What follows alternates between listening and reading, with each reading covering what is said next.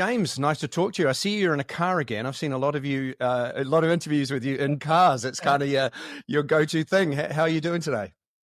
Hey, good, Andrew. I'm doing really well. Yeah, thank you. And yeah, I know.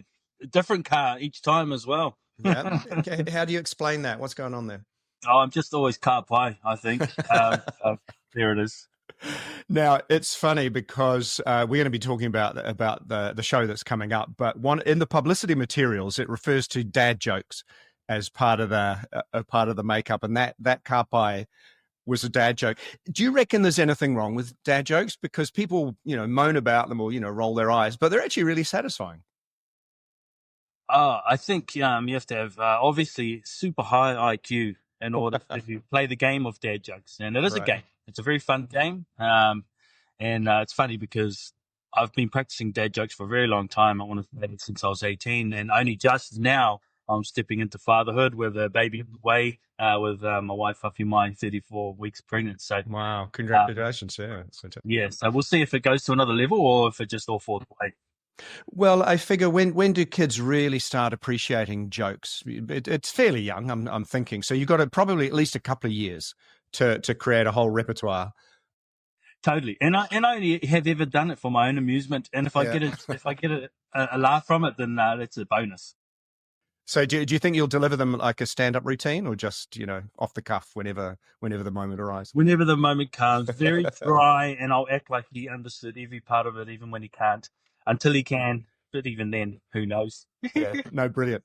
So, so the show is an evening with the Modern Maori Quartet. It's the end of November when the show is happening.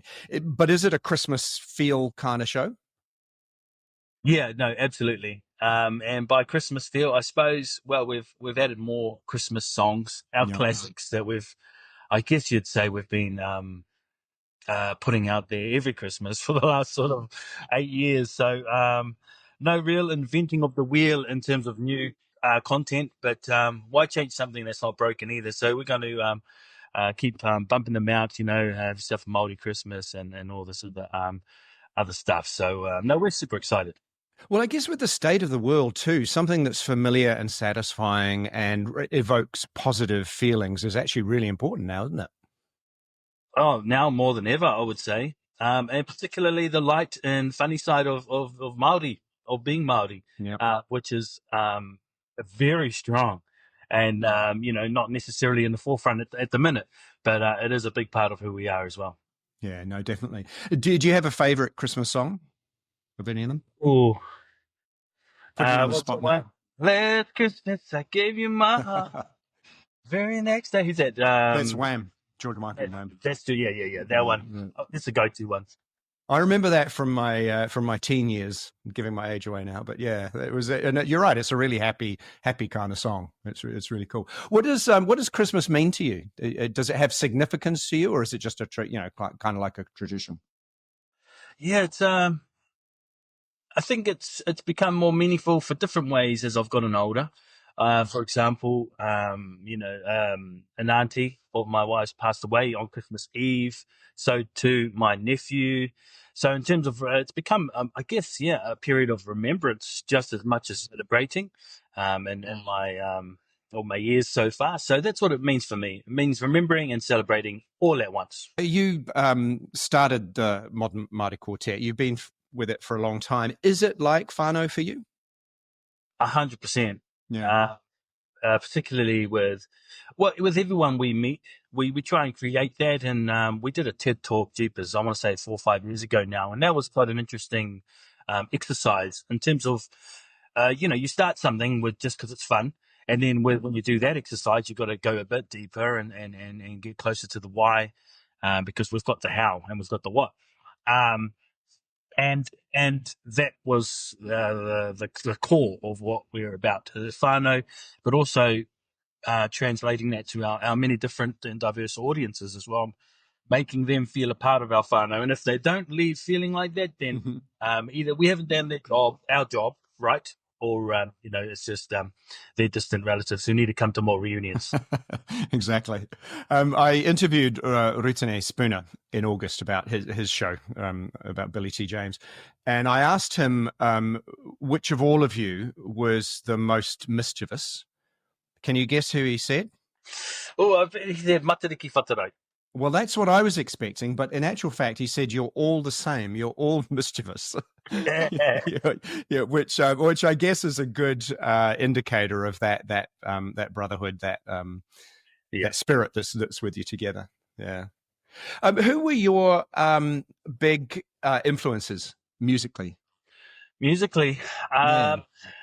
I think my father was definitely my first and lasting impression in terms of how he played guitar, and he played all the classics. He played Elvis on guitar, but he also always made them his own. Like I was like, "What song is that?" And I'm like, "Oh, okay, that's Elvis." And he just made them. He always made songs sing alongable, and so I guess he opened up my interest in terms of those old school musicians, Creedence Clearwater, Elvis, and even some of the Prince Tuiteka as well were played. Yeah. Yeah, well, there is a long legacy. I was talking about this with Ritane as well of Maori big band performers. I mean, Howard Morrison, for example, Sir Howard Morrison. You know, there is a legacy there. Absolutely, and it's a very rich legacy, and I hope it continues on. And in fact, a project that I'm sharing for the first time publicly is, I don't know if you've seen Aotearoa songbooks come out. All right. Um, Yep. it's basically all the classic Maori waiata that from all different iwi as well. So I'd love to do something called the show band songbook as well. Just immortalizing, I guess they're already immortalized, but rehashing them in a modern take, and so that this legacy just carries on forever, and it's accessible for everyone.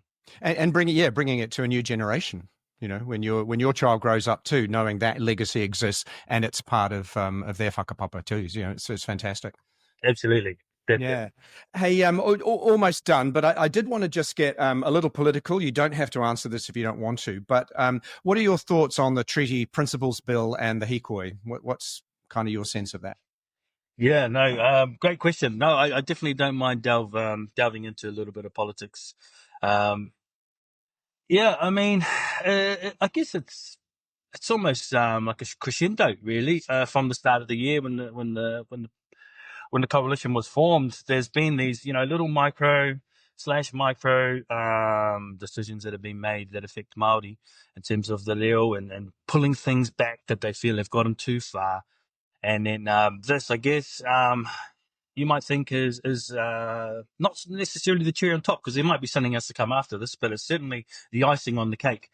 And I guess, the pulling back on Maori and just so I'm all for the hikoi. In fact, I joined it, Yeah, and I think if any party in New Zealand wants to tinker or have a conversation about the treaty, then start with Maori at the very start. absolutely. And that happens all the time through lots of different layers of I find, like, society. Like, Maori are the last people at the conversation, not the first. And then, and then when when Maori react a certain way, then it's like, oh, well, that's unnecessary. All these different taglines are added to that, and it's all valid. I think, get Māori in on the start, especially if they're the signing partners of this treaty. Don't try and figure that in a private room with your mates, and then try and make it a public thing. Start at the very start. I mean, imagine if ACT said, "Look, we would love to have a wānanga with Māori on this treaties bill we would like to propose. Let's do it now instead of right down the end of the line." And then, then it just becomes unnecessary unease. Yeah, I agree with you. And, for someone who is Pākehā, I look at how much time and effort and 180 years has gone in the process of doing this, and that could be wiped in a single vote in Parliament. And it just seems to me to be counterproductive. So we do need to keep talking. This kind of thing isn't helpful. Yeah. No, with you there, Andrew, or not?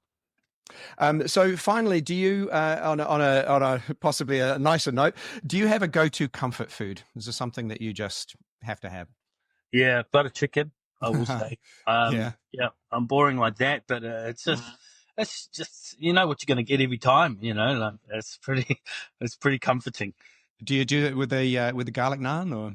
Garlic naan always. Yeah. Sometimes if I'm feeling risque, I'll go garlic cheese naan. Ooh. Yeah, yeah. And if I'm on a budget, just plain naan. Excellent. Hey, James, lovely to talk to you. All the best for the show, and hopefully we'll get to talk to you again. Yeah, kia ora, Andrew. Pleasure to talk to you. Ngā mihi e wā.